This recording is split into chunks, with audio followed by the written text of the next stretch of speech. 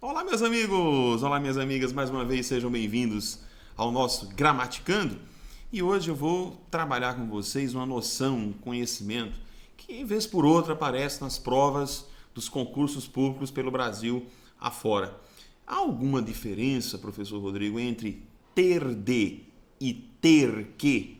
Eu posso usar um ou outro? O que é que você acha?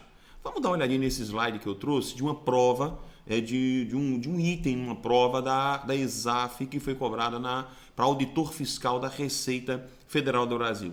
Vamos olhar esse slide. Olha só, nessa prova a ESAF colocou para a gente o questionamento exatamente sobre o que a gente está querendo tratar hoje aqui. Então veja, diz assim: respeitam-se as regras de regência da norma culta ao empregar a preposição de em vez de que na expressão verbal tem que na linha 16. Na verdade ela está aqui, ó, observem aqui, né? Então ele está querendo que eu substitua no lugar do que eu coloque o de. E ele diz que mantendo-se as regras de regência da norma culta ao empregar-se, né?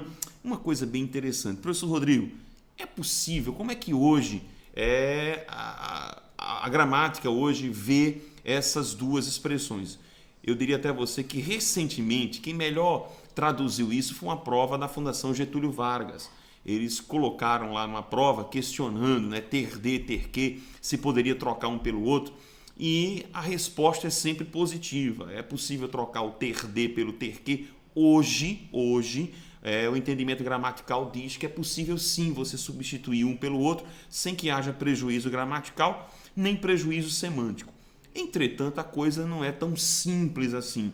Mas se de repente você que está me vendo é um professor, você que está me vendo é alguém que gosta muito de ler, gosta muito de perguntar ou de ir à procura das informações, você vai se deparar com alguns pensamentos e algumas ideias bastante interessantes. Dá uma olhadinha aqui comigo em alguns pensamentos, algumas orientações que eu trouxe para vocês. Olha só. A primeira orientação que nós temos é a orientação de que ter de mais infinitivo, um infinitivo intransitivo ou transitivo, denota obrigatoriedade, fato infalível necessário. Nesse caso, estamos diante de uma locução verbal e este de que vocês estão vendo aqui, ele vai funcionar como uma preposição. Muito bem. Segunda orientação, ter que mais infinitivo transitivo denota coisa para fazer, coisa que ainda não foi feita, facultatividade ou mera informação. Sinceramente falando, né? Hoje em dia, como é que a gramática tem visto isso? Ela não tem entrado muito aos gramáticos mais, digamos, mais recentes, mais novos, não tem entrado muito nessa celeuma de estabelecer uma distinção muito clara entre uma ou outra expressão. Eu posso citar, por exemplo, a professora Maria Helena de Moura Neves, no seu livro Guia de Usos da Língua Portuguesa, ou Guia de Usos do Português Contemporâneo. Ela coloca isso. O que é que ela coloca como resumo? Vamos dar uma olhada nesse slide aqui, olha só. Eu coloquei como resumo, eu gosto muito dessa ideia. Ter de ou ter que são duas expressões modalizadoras indicando, observem aqui, indicando necessidade ou obrigação. Então tem essa ideia da facultatividade ou da obrigação. Eu trouxe alguns exemplos, veja. O Brasil tem de ser um país menos desigual. Eu vou ler para depois a gente voltar um pouco à discussão da divergência. Todos tiveram de sair por causa do fogo. Pela nossa parte, nada temos que objetar. Ainda hoje tenho que escrever algumas cartas e o jornalista tinha fatos que acrescentar. O que é curioso? Não se discute que este de que está aqui é uma preposição. É uma preposição, não se discute que esse de é uma preposição. Qual é o detalhe? Inclusive a Fundação Getúlio Vargas bateu nisso. É que quando eu digo todo, o Brasil tem de ser um país menos desigual, eu poderia também escrever o Brasil tem que ser um país menos desigual. E quando se faz isso, e por exemplo, vamos pegar essa letra C aqui, nada temos que objetar, existe uma discussão sobre qual é verdadeiramente a classificação morfológica desse que.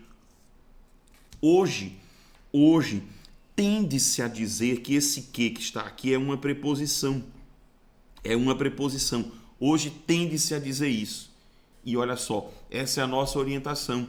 Pelo que se tem visto nos concursos, pelo que eu tenho observado, né, os concursos partem por essa lógica mais simplificada, sem querer entrar tanto no mérito de discutir se esse que vai ser pronome relativo ou conjunção integrante, e tende a jogar tudo no mesmo saco e dizer que o que é uma mera preposição. Essa é a nossa orientação para você que vai fazer provas públicas, para você que vai para um concurso público. Só que um detalhe, não é tão simples assim. Né? Os concursos têm caminhado por esse lado de forma mais simplificada, não tem entrado nessa celeuma, mas eu quero que você saiba que existem teorias que defendem que esse que, quando colocado, vai funcionar como um pronome relativo com um antecedente implícito. Então, por exemplo, no exemplo aqui que nós temos do pela nossa parte, nada temos que objetar, que é uma frase do Rui Barbosa, é como se eu estivesse dizendo nada temos, não temos nada ao qual objetar. E esse que nitidamente como um pronome relativo. Né? Quando eu coloco aqui como exemplo, eu tenho que escrever, é como se para um grupo de gramáticas, é como se eu estivesse dizendo eu tenho algo que escrever. Este que funcionando como pronome relativo. Existe uma outra teoria muito interessante, né? Inclusive eu coloco isso no meu livro, eu coloco isso na minha gramática, de que esse que na verdade é uma conjunção integrante. Eu acho essa teoria muito interessante e ela não deixa de ser, ela não é desarrazoada, ou seja, ela tem uma razão de ser. É que quando eu digo eu tenho que escrever alguma coisa, eu vou pegar esse verbo ter como transitivo direto, considerá-lo como transitivo direto. A oração que escrever algumas cartas vai funcionar como uma objetiva direta e esse que seria uma conjunção integrante. Então, para vocês verem que nem sempre em gramática nós temos um pensamento unívoco, nós temos uma defesa unívoca de um só ponto de vista. Mas é assim mesmo. Volto a dizer a vocês, o pensamento hoje mais largo é tentar simplificar tudo e colocar o que substituindo o de na função prepositiva, tá bom? Vamos só terminar aqui nosso slide. Então, ó, ainda hoje eu tenho que escrever algumas cartas. Tá?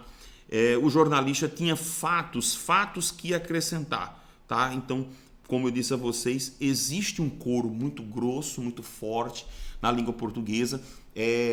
Inclusive esse coro formado por gramáticos de muito peso, como Laudelino Freire, como o próprio Napoleão Mendes de Almeida, né? Vanildo Bechara, que são gramáticos de bastante consideração, de bastante peso na nossa gramática, e considera esse que como um pronome relativo. Às vezes dá para ver, por exemplo, na própria frase do Rui Barbosa, nada temos que objetar, que dá realmente a clareza do pronome relativo aí.